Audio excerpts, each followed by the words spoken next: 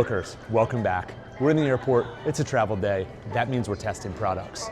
We walked into Muji the other day and we walked out with 13 travel items. Muji is a big deal here in Japan. It actually translates into no brand quality goods. So we're gonna go to Okinawa, the land of the centurions, and we're gonna test these quality goods. Are they actually quality? Like cool stuff, like this little mesh compartment thing that hooks on and you can put stuff in. And some other innovative travel products. We're gonna break this video up into 3 parts. Number 1, what is Muji? You need to understand the brand. Number 2, these 13 goods, we're gonna test them in a real world scenario while we travel. And number 3, are those goods actually good? Here's how the story goes. It's 1980 in Japan, and everybody cares about high brands and luxury goods. Muji said, you know what? We're gonna launch and we're not gonna put the brand on our product. And the weirdest thing happened. People started going crazy for this no brand, no name stuff that Muji was carrying.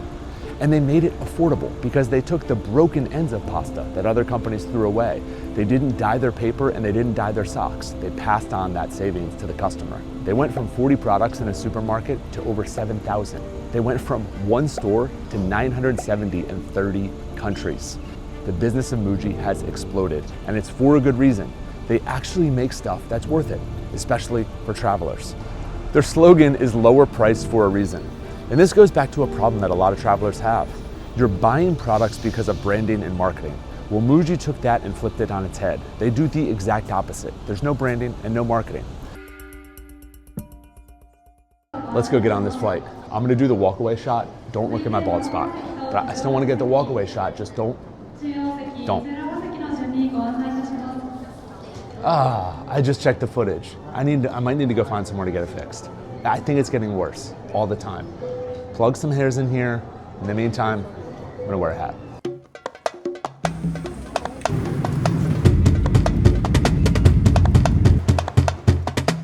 Wow, the video's about Muji, but we gotta give Okinawa 15 seconds. Roll the footage.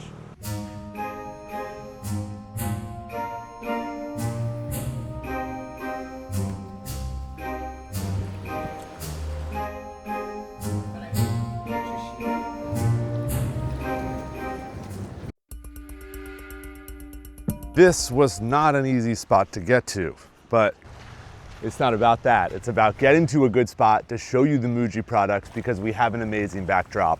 Let's break down some travel gear. This is a stain remover bar, like a soap bar that's a stain remover. It's so minimal and Muji, 65 cents USD.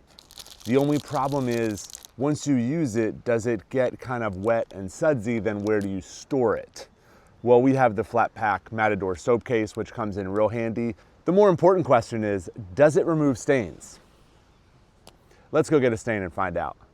Got a small mark here on the white sweatshirt, scrubbed it up a little bit, threw it in the washer, let it dry, and voila, it did remove the stain.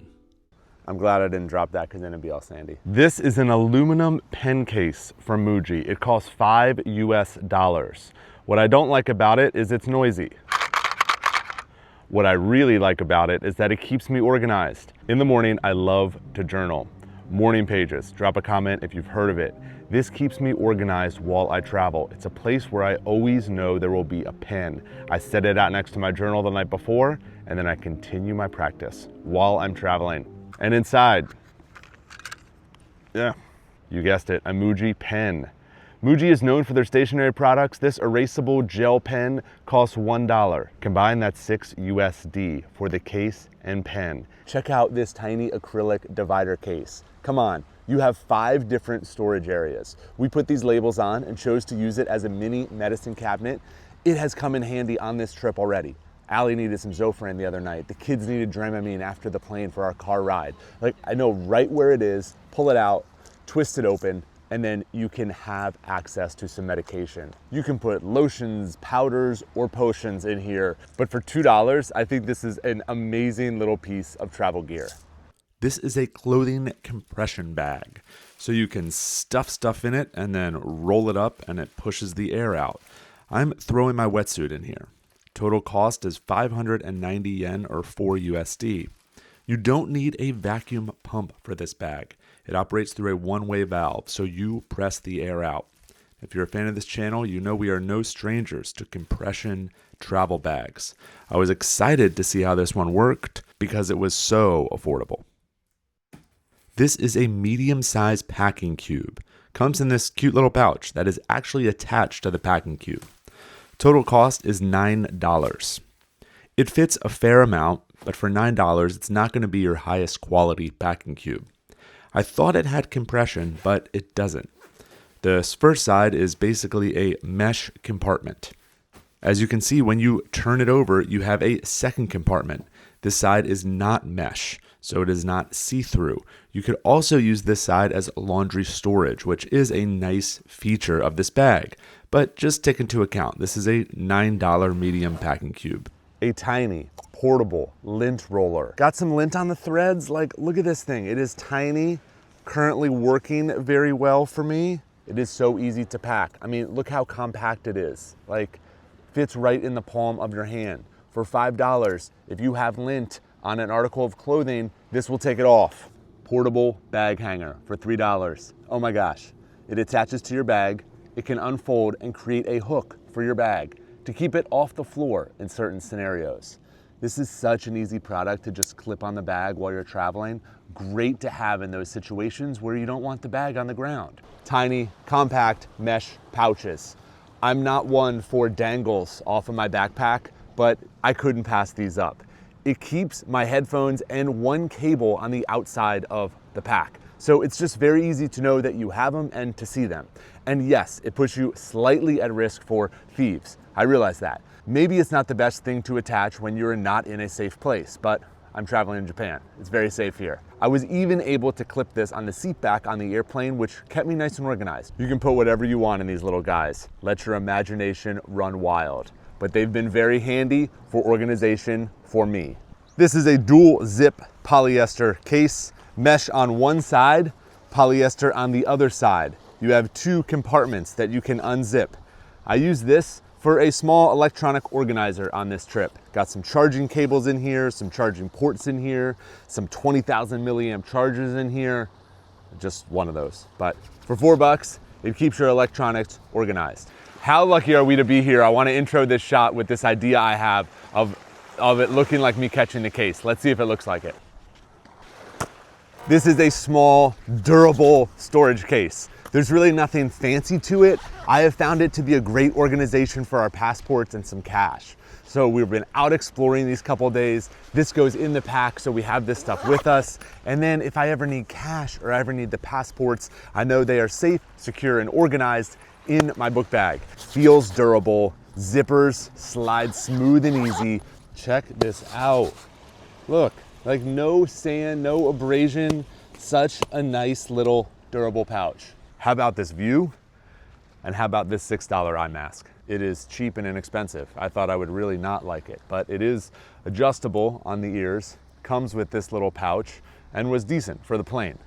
But my favorite eye mask has like the space for your eyelashes, and I really love it for sleeping. I'll link that one below, but for a cheap, inexpensive eye mask with a pouch, this one does the trick. Well, it's about time for me to head out, and I'm thinking, I can't leave without doing one in the water shot. A flat pack, inflatable neck pillow. Yep, you heard that right. I really wanted this one to work, guys. Neck pillows really only provide a little bit of comfort, but you don't want the bulk and the space that they take up. So an inflatable neck pillow, thought it was really gonna solve some problems. The only problem is it didn't really stay inflated. So I'll try it again on the flight back to make sure I was using it correctly, but I had to re-inflate it every 30 minutes or so. Did not do a great job of holding the air.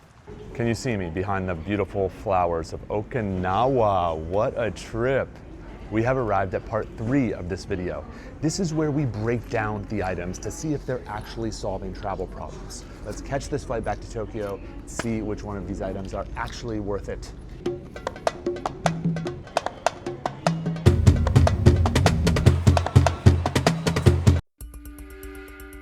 We're back home and we have a tiny little studio set up. I'm excited for this segment. We have items we like, items we can't decide if we like, and items we do not like.